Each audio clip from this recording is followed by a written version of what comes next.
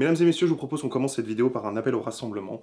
Nous avons, toutes et tous, grandi avec les Simpsons. En tout cas, hormis gros décalage générationnel, je crois que toutes les personnes que je connais ont grandi avec les Simpsons. Et moi le premier, évidemment, j'ai ri avec cette série, j'ai pleuré avec cette série aussi. C'est quelque chose qu'on note pas assez souvent, mais il y a quelque chose de très émouvant dans les anciennes saisons des Simpsons. Ça m'a aussi formé d'une certaine manière à la cinéphilie, puisque les Simpsons parodient et pastichent énormément de grands classiques du cinéma américain. Et quelque part, les découvrir à travers cette série familiale, c'était aussi une manière pour moi de me préparer à les recevoir au fur et à mesure que je développais ma cinéphilie. Donc vraiment, les Simpsons, ça a été important dans mon parcours de spectateur et de cinéphile. Mais ce message de rassemblement que j'ai envie de faire passer, il y a une sous-partie. Parce que si on est très nombreux et très nombreuses à avoir grandi avec les Simpsons, on est tout aussi nombreux à avoir arrêté de regarder les Simpsons. Alors évidemment, il y a plein de raisons à ça. L'âge d'abord, parce que quand on grandit et que bon, c'est une série qui fait partie de notre enfance, on a envie un peu d'aller chercher autre chose à mesure que notre regard s'affûte, à mesure aussi qu'on est à la recherche de thématiques différentes qui vont parler davantage à la personne que l'on est, plus impertinente, plus violente aussi, plus réaliste. Et donc évidemment, le dessin animé qui fait partie de notre enfance et qui est à visée familiale, grand public comme ça nous parle moins. Voire ça nous parle plus. Et puis il y a aussi ces épisodes sur lesquels on tombe là en diffusion aléatoire sur les chaînes de télé, et puis on se retrouve devant, on jauge un peu par rapport à la nostalgie qu'on a de ce qu'on a découvert plus jeune, et en fait ça nous fait plus tellement rire quoi. Donc on passe notre tour.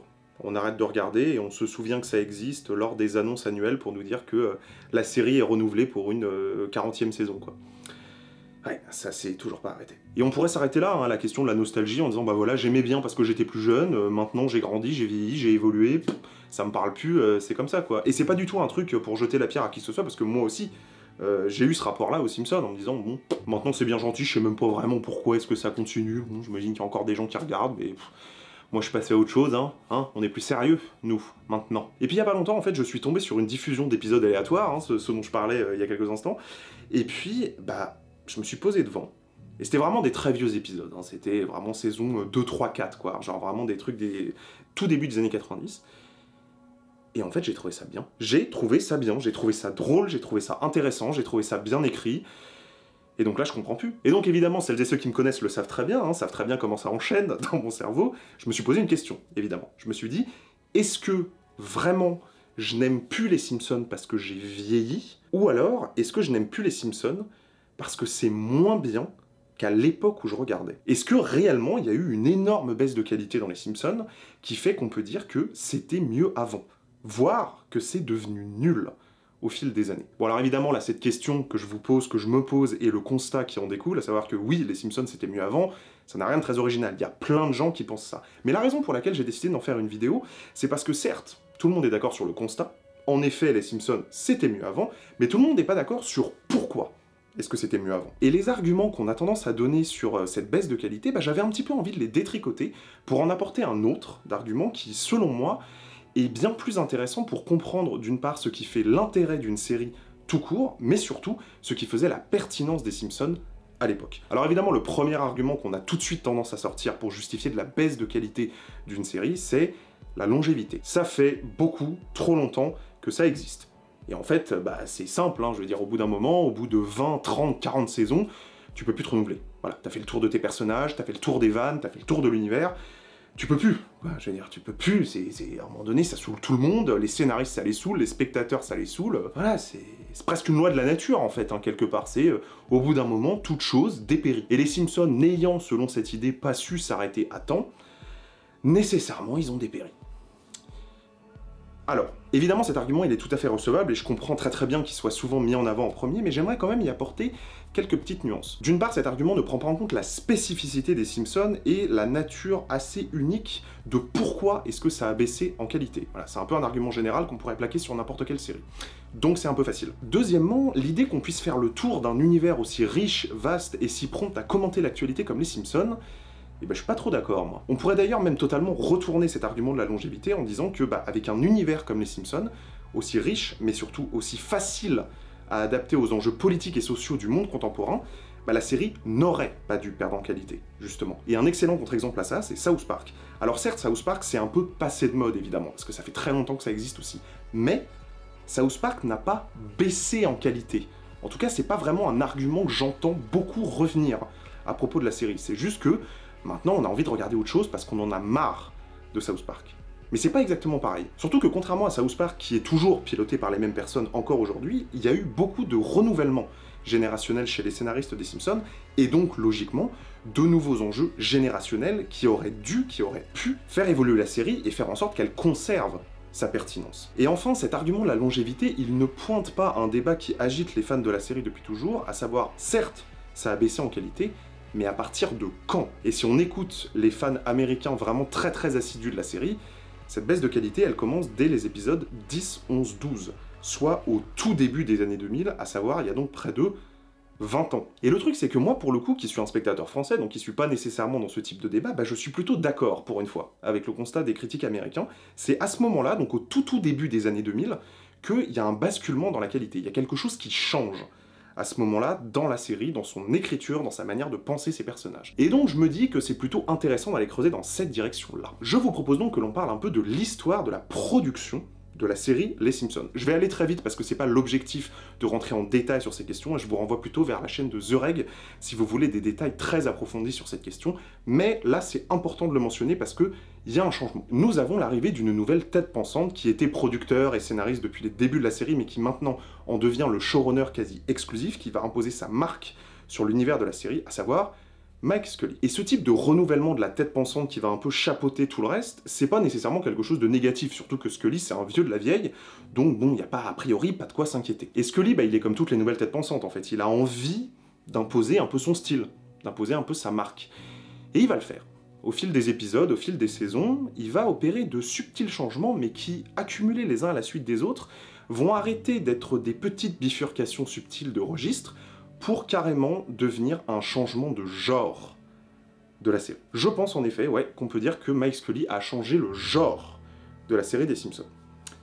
Vous allez voir, j'ai quelques arguments. En fait, si vous voulez, à partir de ce moment-là, c'est-à-dire à partir des saisons 10, 11, 12 et évidemment au-delà, les Simpsons cessent d'être un dessin animé qui s'adresse autant aux enfants qu'aux adultes, avec quelque chose de plus ou moins réaliste, et devient complètement un cartoon. Et le cartoon, bah, c'est pas un dessin animé comme les autres, c'est un genre de dessin animé extrêmement précis, que l'on peut caractériser de plein de manières différentes, mais il y en a notamment une qui va nous intéresser dans le cas des Simpsons, qui est la question du respect des lois physiques. Et pour décrire ça, je vais prendre un exemple extrêmement simple, c'est Tom et Jerry. Quand vous regardez un épisode de Tom et Jerry, Tom peut littéralement exploser en tenant une dynamite dans ses bras, ça ne tue pas le personnage. Son corps n'est absolument pas impacté. Un autre exemple beaucoup plus évident qui vient à l'esprit de tout le monde, c'est évidemment Bi-Bi et Coyote. Quand Coyote fait une chute de centaines de mètres, il ne meurt pas. Et ça, pour caractériser un cartoon, c'est très important. L'une des bases du cartoon, c'est la mise en abstraction du corps. Dans la saison 2 des Simpsons, il y a un épisode que personnellement j'aime beaucoup, qui tourne autour du fait que Homer a mangé un poisson japonais, je crois que ça s'appelle le fugu, il me semble, qui, s'il n'est pas bien découpé, peut empoisonner celui qu'il mange.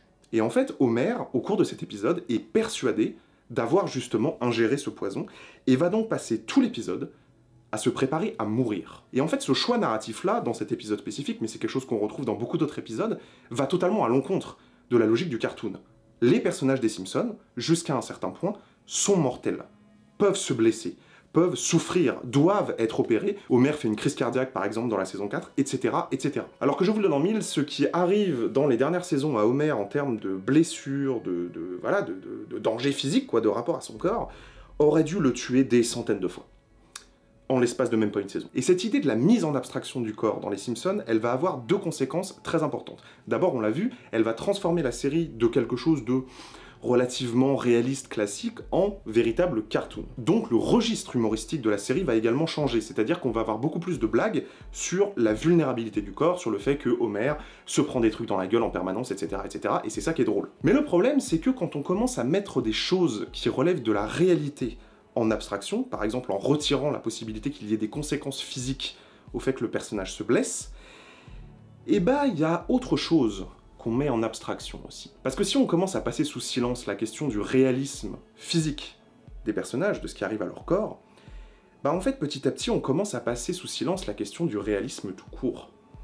Et on commence à arrêter de parler de quelque chose qui était extrêmement présent dans les anciennes saisons des Simpsons et qui n'est plus du tout abordé aujourd'hui, c'est la question du contexte socio-économique dans lequel évoluent ces personnages. Vous vous en doutez, c'est évidemment là où je voulais en venir depuis le début, et c'est pour ça que je fais cette vidéo. Lorsque j'ai revu les anciens épisodes des Simpsons dont je vous parlais, qui m'ont donné l'idée d'aborder cette question, j'ai été frappé de l'omniprésence de la question socio-économique dans la série. À tel point d'ailleurs que, en fait, j'avais l'impression que ça ne parlait que de ça. Et en fait, c'est quelque chose qui n'est tellement plus abordé depuis tellement longtemps qu'on en est venu à oublier que cet élément-là, cette question du conditionnement social et économique des personnages, était le cœur de la série à ses débuts. Dans les premières saisons, les Simpsons sont une famille de prolétaires qui ont plusieurs hypothèques sur leur maison, qui habitent une petite ville de merde aux États-Unis et qui sont dans une panique permanente pour finir les fins de mois. Et le truc, c'est que ces éléments-là, c'est pas quelque chose qu'on met simplement autour pour un peu densifier l'univers des personnages, ils en parlent dans leur dialogue. Les personnages des Simpsons dans les anciennes saisons ne parlent que d'argent, de niveau de vie et de comment est-ce qu'on fait pour accéder à la richesse, à un statut social supérieur, comment est-ce qu'on fait des études quand on ne peut pas payer les universités américaines hors de prix, etc., etc. Et alors si on regarde le pilote de la série, c'est-à-dire vraiment le tout premier épisode, celui qui donc pose les bases de toute l'histoire, en fait, de tout l'univers, de tous les personnages, l'histoire du premier épisode des Simpsons, c'est que Homer est quelqu'un qui ne gagne pas assez d'argent, et qui par conséquent ne peut pas offrir des cadeaux de Noël à ses enfants, et qu'il va passer tout l'épisode à chercher un moyen de gagner rapidement de l'argent pour pouvoir offrir en fait des cadeaux à ses enfants et qu'ils ne se sentent pas honteux que leur père ne soit pas capable de leur acheter des choses à Noël. Ah bah quand tu commences à revoir les anciens épisodes et que tu te rends compte de ça, je peux te dire que les nouvelles saisons où les enfants maintenant ils chantent avec Lady Gaga, ça te fait un choc quoi. Ah bah... c'est pas que ça te fait un choc, c'est que c'est carrément plus la même série en fait. Et donc la question que personnellement j'apporte à pourquoi est-ce qu'une série qui à l'époque rassemblait des dizaines de millions de spectateurs n'intéresse plus personne aujourd'hui, et bah c'est celle-là. Les Simpsons ont arrêté d'être pertinents le jour où ils ont arrêté de parler du monde réel. Alors évidemment, bien sûr, il y a des stars, ils mentionnent des présidents, ils mentionnent des événements historiques réels, mais c'est pas ça être réaliste. Être réaliste, c'est parler de la vie matérielle, concrète des gens. Et je pense que si les Simpsons ont marqué autant de gens, qu'ils ont rassemblé autant de spectateurs, surtout au début donc évidemment, bah c'est parce que ils sont entrés en connexion avec le prolétariat blanc américain. Et que pour la première fois, bah, ces spectateurs-là, ils se sont non seulement reconnus dans une situation sociale et économique qui était dépeinte devant eux, mais que surtout, bah, ça leur a permis d'en rire en fait. Tout le monde aimait les Simpsons à l'époque. Parce que c'était pertinent. Parce que ça parlait de nous. Parce que c'était réaliste. Et donc, parce que c'était politique. Et donc en fait, il y a une manière extrêmement simple de remettre les Simpsons sur le piédestal auquel ils se trouvaient avant. C'est de recommencer à parler de la vie concrète des gens.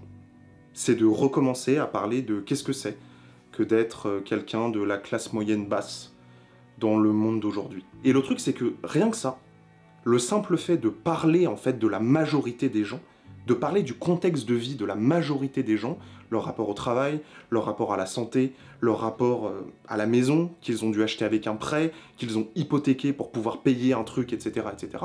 Rien que ça, vu le paysage audiovisuel et le type de fiction que l'on produit en ce moment, rien que ça serait déjà politique. Voilà, ainsi s'achève la réflexion que j'avais envie de vous partager au sujet des Simpsons. J'espère que ça vous a plu. Vous pouvez me suivre sur mes réseaux sociaux, il y a tous les liens en description si vous voulez qu'on continue à parler de cinéma, à parler de séries, à parler de tout ça. Je vous remercie d'être resté jusque-là, et je vous dis à très vite pour de prochaines vidéos. Salut tout le monde.